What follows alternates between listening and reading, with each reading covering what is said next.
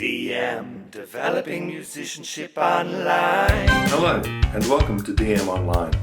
Today I'm going to address drum charts for Sibelius, and I'm going to compare it back to the drum charts we produced last episode in Musescore for efficiency and just general ease of creation. So if you don't remember, last time we were in Musescore and we produced a standard rock beat with 4 bass drum per beat, and then a standard bass snare rock beat, and then we finished with a 16th beat disco beat with some repeat bars. So we're going to do exactly the same thing, but we're going to do it considerably quicker. So first of all, the letter I in Sibelius will produce the instruments list, and you'll find drums under percussion and drums, and there's a drum set, which is the rock drum. As per Musescore, we don't really need our extra score there, so we can get rid of that. Okay, so that brings us to having our drum set up. Now, what I always do is I highlight the bar, and I prefer music typing. You can use point and shoot. It's going to be quicker with music typing. Okay, so the way they've got the typing set out is that your note name for the same equivalent in treble clef will be the note name for where that is in the case of the drum kit.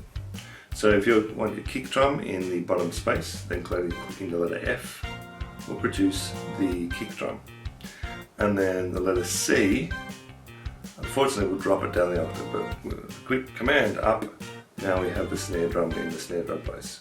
F again, command down to stick it back in the right spot, and C back up again. Now, that's all in the first voice, and we can tell it's in the first voice because it's blue. So over in the keypad at the bottom is the numbers 1, 2, 3, 4, and that is the voice position. So if you change them after you highlight them, change them to voice 2, they'll become green, and now they're downward facing beams.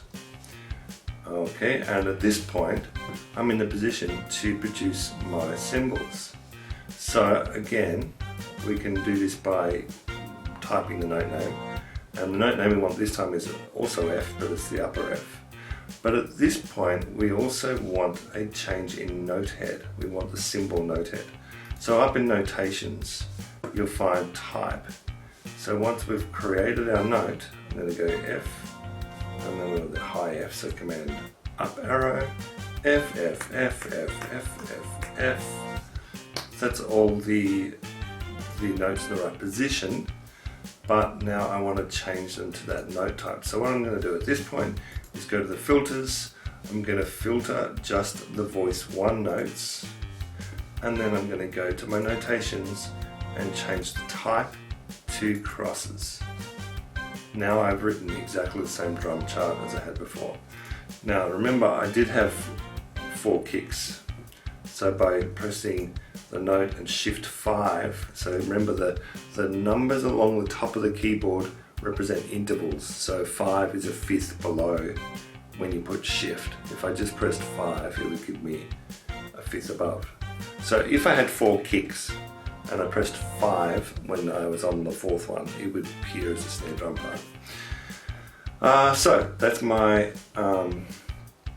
my rock beat with the 4 on the floor, and this one here I can easily just modify with the delete key, and there's the standard rock beat with the bass kick, and for the disco beat I'm going to do a super easy version of this. Okay, that is, if I filter voice 1, I then change it to 16th notes, I copy it with command C, then I select the rest where I want it to start again, and press command V for paste. Now I've done my 16th beats. Okay, the very last thing is the repeat bars, and as I said in the Sibelius episode a couple of episodes ago, repeat bars is sitting here on our notepad. All we have to do is click them when we've got the spot that we want them, and they will turn into repeat bars. Now again, if you wanted to number them every single bar, you would have to, but magically Sibelius is smart enough to pick up on every 4 of that pattern having the number 4 above it. So this is going to make your drummer's life a lot easier because Sibelius is doing some counting for them. Okay. If you find that your note heads aren't producing the sound that you want, then by going to Instruments in the Home menu and clicking the little icon on the bottom right corner of the Instruments thing, brings up the instruments and also brings up the ability to edit the instruments. So for example, if I want to edit the drum kit, I just need to go and find the drum kit,